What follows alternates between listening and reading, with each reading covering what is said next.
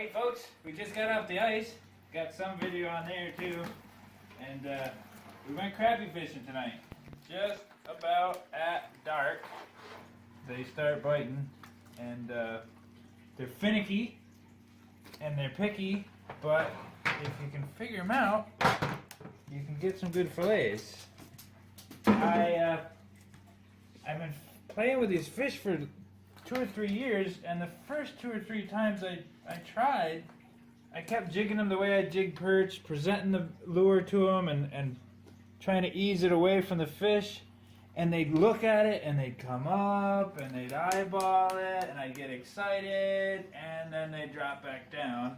And after a whole evening of all this rejection, I left with a piece of my soul still under the ice. So I've been trying to figure out what it is that spooks them and everything, and the lake that we fish these on is heavily fished for crappies. They see every jig that could be presented over time. They know what things look like. I think over a while they get educated and they know what is right and what's not right. And they have an eyeball almost as big as I do. I mean, they can see small details even in the dark. So actually, I was watching a YouTube video about crappie fishing, and I saw this guy who was jigging one spot here. It's Wisconsin fisherman. Really neat to see how he fishes a lot of different things.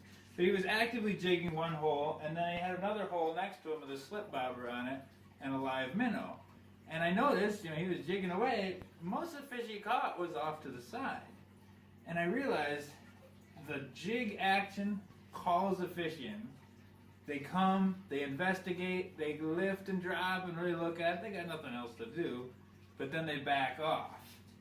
And what I figured out was, and what that Wisconsin fisherman was doing, a really clean presentation. I found the best quality treble hooks I could in size 14. And these aren't like the mustads where the point tips in. These are the kind with a straight point. And I hook a minnow just in front of the dorsal fin, lightly, so he's got some pep to it. Then I've got here 4-pound test fluorocarbon line. Fluorocarbon is crystal clear, and it has the same density as water itself. So when it's placed in the water, it pretty much disappears. It is significantly harder to see than monofilament. But I still like to jig with monofilament for other reasons. So you got that on there, a fluorocarbon line up to a swivel, 2 weights, and a slip bobber. The advantage to the slip bobber I found, even tonight, these fish would bite like crazy in about a 4-inch margin of depth. Maybe 3 feet off the bottom, 2.5 to 3 feet off the bottom, and beyond that, they just weren't taking it. So what I found with this slip bobber, and I'm selling this, I call this whole presentation the sideshow.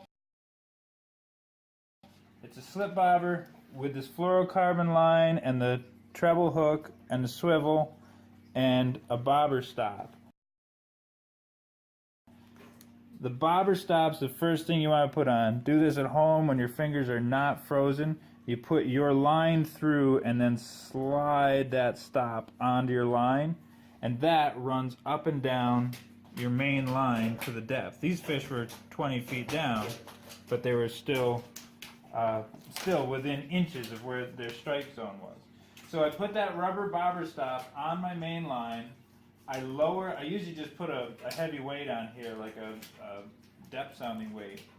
Drop that to the bottom, lift it up, check it on your Vexler or whatever, get it up to the strike zone, and I set that bobber stop right at the depth of the water. I can kind of demonstrate the presentation here with this setup here. So you've got your minnow. He'd usually be a little bit more lively than that if he hadn't been through what the trauma that thing has seen. Fluorocarbon leader. And then 18 feet further up, you've got this bobber sitting there. The neat thing about the bobber is the crappies bite so light, sometimes you'll see the bobber rise up because the crappie come from below and pull it up. Sometimes you'll see it drop down.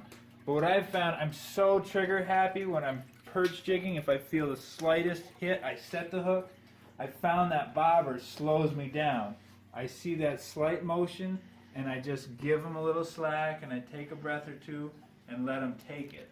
And once they've nibbled on it, and then they take it the second time and ease away, you see that bobber dropping down, and you can set the hook. And the key with these crappie, especially the big crappie, is steady reeling pressure without a lot of pulls, because their mouth is so papery. So we'd see that bobber drop, set the hook, and I anchor my hand, and I just reel steady for the whole 18 feet right to the surface. And we didn't lose very many crappie this evening. Most of them that bit on ended up in the bucket. There's a bunch of things on Rogers Rigs, the website, that might help you with this, and perch fishing is certainly our passion. Last night we did all right with using tungstens on the crappies. And another neat thing I have on the website is a golf clicker, which is every time we catch a keeper, we click it. There was 32 keepers this evening of perch, of crappies, and sometimes that's a helpful thing. There's also some fly rigs, some tungstens, some chain jigs. The stuff that I really like to use is on Rogers Rigs website. There's what we use a lot for perch is the chain jig with a fly up above it and a chain below. And actually last night we were catching some crappies on the chain jig. But it seems like if you have an active hole, you can work a chain jig or a tungsten. But having that sideshow, a quiet, carefully set presentation, like a trap basically, a few feet away, seemed to be the trick this evening for catching the crappies. Thanks for watching.